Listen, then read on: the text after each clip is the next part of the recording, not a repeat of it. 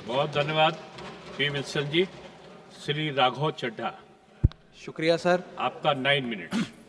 Sir, मुझे ये बात रखते हुए इस सदन के भीतर बड़ी खुशी है कि आज से कुछ दिन पहले इंडेक्सेशन पर जो तमाम सदस्यों ने अपनी राय रखी थी, मैंने भी अपनी बात रखी थी। हमारी उस राय के उस सुझाव को माननीय वित्त मंत्री जी ने स्वीकारा और आज से 2 हफ्ते पहले इंडेक्सेशन जो भारत के इन्वेस्टर से छीना गया था वो बेनिफिट पार्शियली रिस्टोर किया गया है। लेकिन ये एक बहुत बड़ा प्रश्न चिन्ह खड़ा करता है भारत सरकार की टैक्स पॉलिसी पर कि कितनी कंफ्यूज है हमारे देश की टैक्स पॉलिसी। 23 जुलाई 2024 को आप कहते हैं कि हम भारत के इन्वेस्टर से इंडेक्सेशन वापस ले रहे हैं और ठीक 2 हफ्ते बाद 6 अगस्त को कहते हैं नहीं नहीं नहीं वापस नहीं ले रहे, इनको वापस पहुंचा रहे हैं। ये दिखाता है कि जब आप बिना सोचे समझे या किसी अर्थशास्त्री की राय पर नहीं, जिन लोगों को अर्थशास्त्र के बारे में जानकारी नहीं है उनकी राय पे अगर बजट बनाएंगे तो इसी प्रकार के फ्लिप फ्लॉप्स देखने को मिलेंगे। सर, मैं बताना चाहता हूं कि इंडेक्सेशन को भारत के निवेशक से छीनना उसकी कमर तोड़ने जैसा है। जैसा कि मैंने पहले भी बात रखी थी कि इंडेक्सेशन को फुल्ली रिस्टोर करने की जरूरत है, लेकिन अभी भी कल जो अमेंडमेंट फाइनेंस बिल में लाया गया है वित्त मंत्रालय द्वारा, उसमें भी इंडेक्सेशन पार्शियली रिस्टोर किया गया है, फुल्ली रिस्टोर नहीं किया गया। उसमें भी एक पेच है और पेच ये है कि तमाम एसेट क्लासेस पे इंडेक्सेशन नहीं रिस्टोर किया जा रहा, मात्र इमूवेबल प्रॉपर्टी यानी कि लैंड और बिल्डिंग पे रिस्टोर किया जा रहा है। और दूसरी चीज, 23 जुलाई 2024 के बाद खरीदे गए किसी भी एसेट में किसी भी इन्वेस्टमेंट पर इंडेक्सेशन नहीं दिया जाएगा। मैं आज आपके माध्यम से सरकार से मांग करूंगा कि इंडेक्सेशन को फुल्ली रिस्टोर किया जाए, सारे एसेट क्लासेस पर रिस्टोर किया जाए और 23 जुलाई 2024 के बाद खरीदे गए, बाद निवेश किए गए एसेट क्लासेस में भी इंडेक्सेशन का बेनिफिट मिलना चाहिए। और इंडेक्सेशन के बेनिफिट से खिलवाड़ करना, एसेट क्लासेस से इंडेक्सेशन को समाप्त करना एक बड़ा सवाल खड़ा करता है कि क्या हमारे देश की वित्त मंत्री इन्फ्लेशन एडजस्टेड प्रॉफिट्स में विश्वास नहीं रखती? क्या उन्हें इन्फ्लेशन का ज्ञान नहीं है? क्या वो जानती नहीं कि इस देश में महंगाई एक प्लेग की तरह फैलती जा रही है? और इसी के साथ साथ मैं एक उदाहरण के माध्यम से आपको बताना चाहूंगा सर कि अभी भी इंडेक्सेशन जो पार्शियली रिस्टोर किया गया है उसमें भी कितने फ्लॉज हैं। उदाहरण के तौर पे आप एक इन्वेस्टमेंट करते हैं गोल्ड में, सिल्वर में या किसी एक एसेट क्लास में जिसमें इंडेक्सेशन का बेनिफिट इन्वेस्टर को मिला करता था।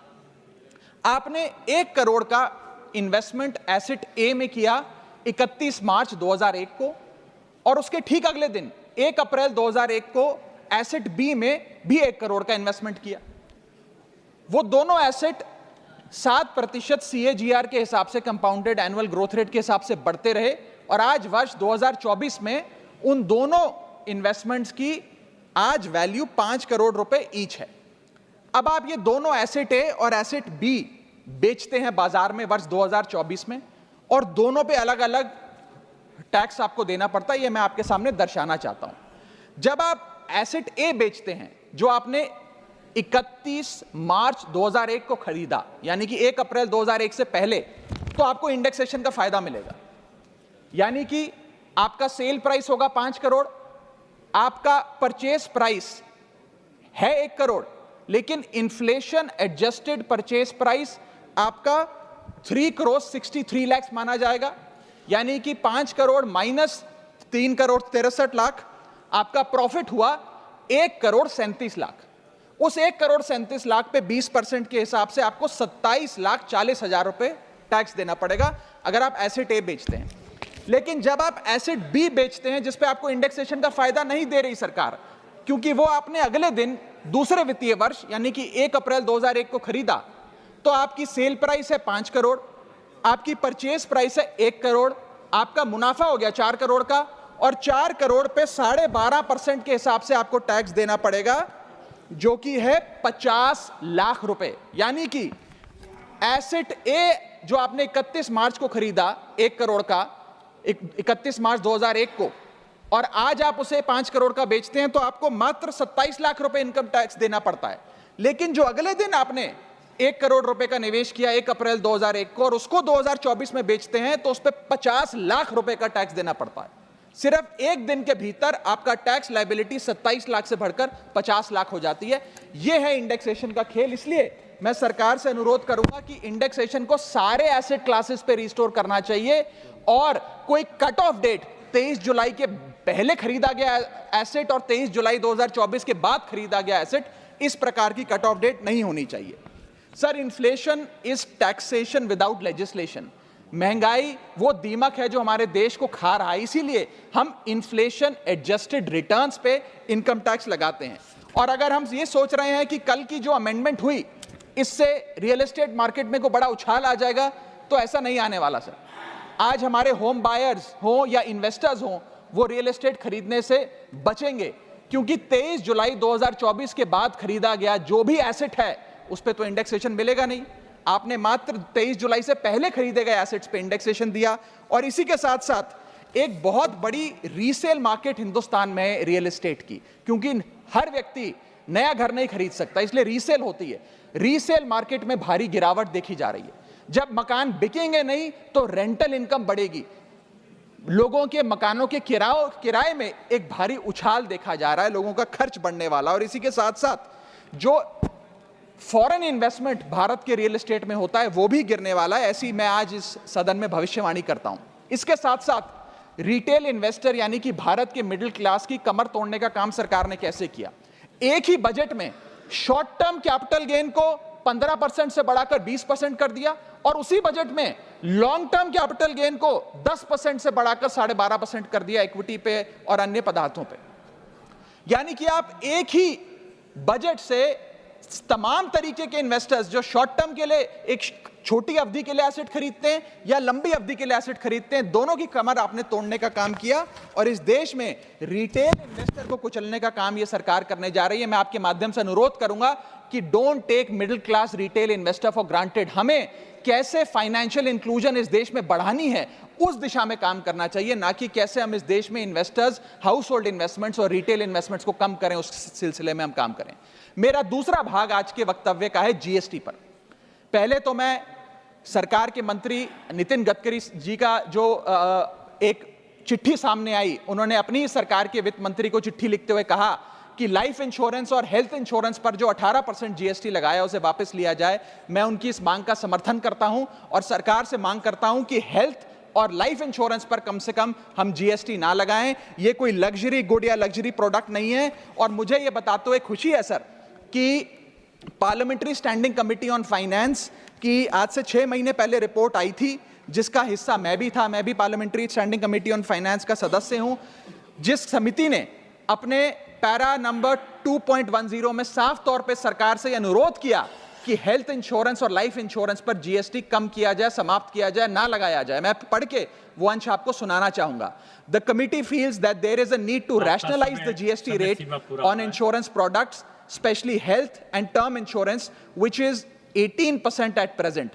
The high rate of GST results in a high premium burden which acts as a deterrent to getting in insurance policies. The committee, with a view to make insurance more affordable, recommends that GST rates applicable to health insurance products, particularly retail policies, etc., should be reduced. हमारा ये प्रयास होना चाहिए कि एक परिवार, sir बस समाप्त कर रहा हूं, अभी तो मेरा समय रह गया, 1-2 मिनट आप थोड़ा ज्यादा दे दीजिएगा तो सर कुछ फर्क नहीं पड़ेगा, मैं अपनी बात समाप्त कर लूंगा। हेल्थ इंश्योरेंस पे और लाइफ इंश्योरेंस पर हमें टैक्स समाप्त करके लोगों को इंसेंटिवाइज करना चाहिए कि ज्यादा से ज्यादा परिवार भारत के हेल्थ इंश्योरेंस के कवर में आए, लाइफ इंश्योरेंस के कवर में आए। जो मैं सरकार से मांग करूंगा। और सर एक बड़ा इंपॉर्टेंट पहलू मैं आपके सामने हाईलाइट करना चाहूंगा। इस देश में इन्फ्लेशन पर भी जीएसटी लग रहा है। वो कैसे लग रहा है? एक प्रोडक्ट जो 100 रुपए का बिकता था उस पे 18% जीएसटी हुआ करता था। आज वो वस्तु महंगी हो गई, 100 से 150 रुपए की बिकने लगी, अब 18% 150 रुपए पे लगने लगा। यानी कि 50 रुपए की जो महंगाई है उस पर भी सरकार जीएसटी लेने लग गई है, which is GST on inflation. मैं चाहूंगा कि सरकार इस पर विचार करे। और अंत में सर अपनी बात समाप्त करने से पहले एक और दिलचस्प मुद्दा आपके समक्ष रखना चाहूंगा, which is problem of multiple taxation. हम लोग एक ही चीज पर न जाने कितनी बार टैक्स भरते हैं। जैसे कि जब आप पैसा कमाते हैं तो इनकम टैक्स भरते हैं, उस इनकम से आप गाड़ी खरीदते हैं तो गाड़ी खरीदने पर जीएसटी देते हैं। जब गाड़ी खरीदते हैं तो रोड टैक्स भी सरकार आपसे वसूलती है, फिर रोड डेवलपमेंट सेस भी आपसे लेती है। अब आप मोटर इंश्योरेंस भी कराएंगे गाड़ी का तो उस पर भी जीएसटी लेती है, और उसके बाद आप जब पेट्रोल या डीजल भरवाएंगे उस पर भी सेस और वैट लेती है, और अंत में जब आप अपनी गाड़ी को सड़क पर चलाएंगे तो टोल टैक्स के नाम पर जनता से पैसा वसूलती है। That is multiple taxation points. इतने सारे टैक्सेशन ओवरलोड कर हम इस देश के आम आदमी का खून चूस रहे हैं सर। और सबसे बड़ी प्रॉब्लम इस देश की आज जो बनती जा रही है आम आदमी के लिए वो है टोल टैक्स। सांसद और मंत्री को टोल टैक्स नहीं देना पड़ता, हमें छूट है टोल टैक्स से, लेकिन इस देश के आम आदमी को हर जगह टोल टैक्स देना पड़ता है। एक रिपोर्ट के मुताबिक हाईवे पे 2 रुपए प्रति किलोमीटर का टोल टैक्स इस देश के आम आदमी को भरना पड़ता है। और अंत में अपनी बात खत्म करूंगा मैं एक कविता सुनाकर, थोड़ा सा सर और इंटेलिजेंस चाहूंगा। और इस टैक्स रिजीम के बारे में 4 पंक्तियां लिखी हैं सर, मैं आपके सामने पेश करना चाहूंगा। सरकार का एक सूत्री मिशन है टैक्स, सरकार का कमीशन है टैक्स। जगने पे टैक्स, सोने पर टैक्स, हंसने पर टैक्स, रोने पे टैक्स, खाने पे टैक्स, पीने पे टैक्स, बच्चों की पढ़ाई पे टैक्स, बुजुर्गों की दवाई पर टैक्स, फसलों की बुआई पे टैक्स, ट्रेन और यात्रा हवाई जहाज पर टैक्स, खरीदने पर टैक्स, बेचने पे टैक्स, फैलने पे टैक्स, समेटने पे टैक्स, सड़क पे टैक्स, आसमान पे टैक्स, गाड़ी पे टैक्स, मकान पे टैक्स, सपनों पर टैक्स, अरमान पे टैक्स, खुशी पर टैक्स, मुस्कान पर टैक्स, दिन रात की गाड़ी कमाई पर टैक्स, किताब पर टैक्स, सियाही पे टैक्स, सब्जी पर टैक्स, मिठाई पे टैक्स। सरकार जनता से वसूल रही है बीजेपी से दिल लगाई पर टैक्स। बहुत बहुत शुक्रिया। धन्यवाद। नेक्स्ट श्रीमती